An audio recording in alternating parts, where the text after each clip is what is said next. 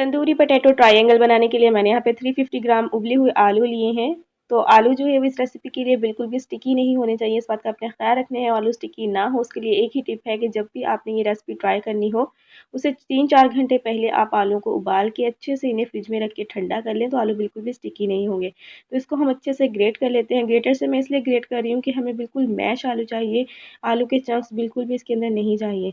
तो यहाँ पे हम सारे आलू को मैश कर लेते हैं। आलू को मैंने यहाँ पे सारों को मैश कर लिया है, तो इसमें हम डाल देंगे 1 खाने का चम्मच कटा हुआ हरा धनिया, 2 कटी हुई बारीक हरी मिर्चें, 1/4 टीस्पून चाट मसाला या आमचूर पाउडर भी आप इसके अंदर ऐड कर सकते हैं, 1/4 टेबल स्पून लाल मिर्च का पाउडर, 1/4 टीस्पून हल्दी पाउडर, 1/4 टीस्पून धनिया पाउडर और इसके अंदर हम डालेंगे ये 1 चाय का चम्मच यानी कि 1 टीस्पून तंदूरी मसाला। ये आपको किसी भी मार्केट से इजीली अवेलेबल हो जाएगा। तो यहाँ पे हमने तंदूरी मसाला ऐड कर दिया है, 1/4 टीस्पून या अकॉर्डिंग टू टेस्ट हम इसके अंदर नमक ऐड करेंगे, 1 खाने का चम्मच हम इसके अंदर कॉर्नफ्लोर ऐड करेंगे और 1 खाने का चम्मच हम इसके अंदर मैदा ऐड करेंगे। तो ये दोनों चीज़ें ऐड करने के बाद और सारे मसाले ऐड करने के बाद हम इसे अच्छे से मिक्स कर लेते हैं, बिल्कुल एक डो की फॉर्म में आ जाएगा ये। तो यहाँ पे मैंने सारे को अच्छे से मिक्स कर लिया है, तो अब हम इसका हाफ पार्ट ले लेंगे, हाथों को ऑयल से ग्रीस कर लिया है। इसको हम हाथ में लेके और इसे हम बोर्ड पे ले चलते हैं। तो यहाँ पे हम इसे बोर्ड पे ले आए हैं, इसको बिल्कुल रोल करेंगे जैसे हम गोल गोल रोल करते हैं। तो रोल करने के बाद हम इसको ऊपर से प्रेस करते हुए एक त्रिकोण की शक्ल देंगे। तो बस हमें बेसिकली एक हल्की सी शेप लेके आनी है ताकि हमारे ट्रायंगल बिल्कुल सही बने। तो आपको जैसे मुनासिब लगे, जैसे आप इसके ट्रायंगल बनाना चाहते हैं आप वैसे बना सकते हैं।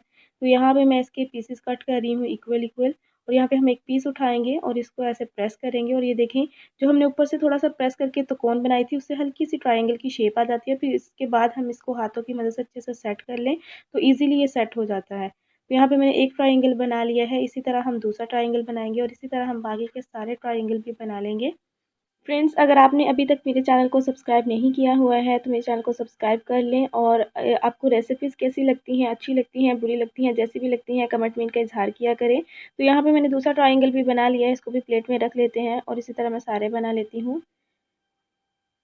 यहाँ पे मैंने सारे ट्रायंगल बना लिए हैं और 350 ग्राम आलूओं से 2 प्लेट ट्रायंगल की बनी है।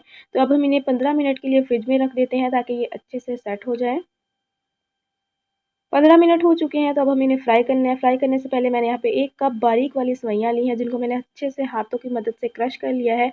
इसको हम साइड पे करते हैं और यहाँ पे एक कटोरी लेंगे और उसके अंदर हम एक स्लैरी बनाएंगे।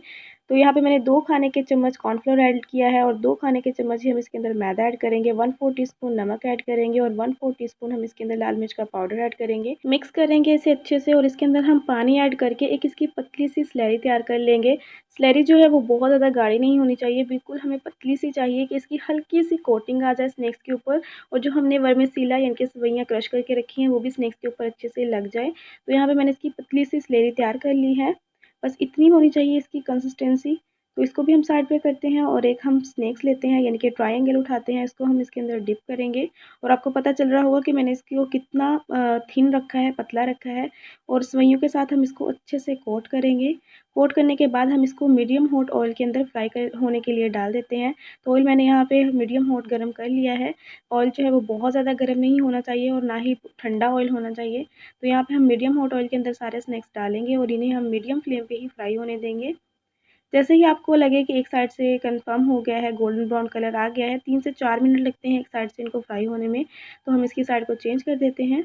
तो साइड चेंज करके हमने दूसरी साइड को भी इसे अच्छे से फ्राई कर लिया है और दोनों साइड से बहुत अच्छा कलर आ गया है।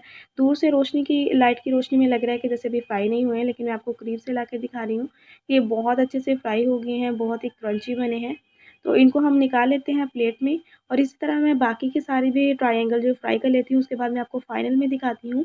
तो फाइनली यहाँ पे तंदूरी पटेटो ट्रायंगल तैयार हो गए हैं, बहुत ही क्रंची, बहुत ही टेस्टी बने हैं। बाहर से बहुत ज़्यादा क्रंची है और अंदर से सॉफ्ट है। तो आप इसको किसी भी मनपसंद चटनी या केचप के साथ सर्व कर सकते हैं। तो ये पहली बाइट्स आप लोगों के लिए है, बहुत ही टेस्टी बने हैं। आप भी इस रेसिपी को अपने घर में ज़रूर ट्राई कीजिएगा, बच्चों को बहुत ज़्यादा पसंद आएगी। बस कुछ खास टिप्स का ख्याल रखना है कि आलू स्टिकी ना हो, ऑयल ठंडा ना हो और स्लैरी जो है वो बहुत ज़्यादा गाढ़ी ना हो। तो बस ये कुछ टिप्स हैं, उनका आप लोगों ने ख्याल रखना है। अगर आपने आज की रेसिपी को थोड़ा सा भी इंजॉय किया है तो फटाफट से लाइक कर दें। मिलते हैं नेक्स्ट ऐसे ही रेसिपी के साथ, तब तक के लिए अल्लाह हाफिज़।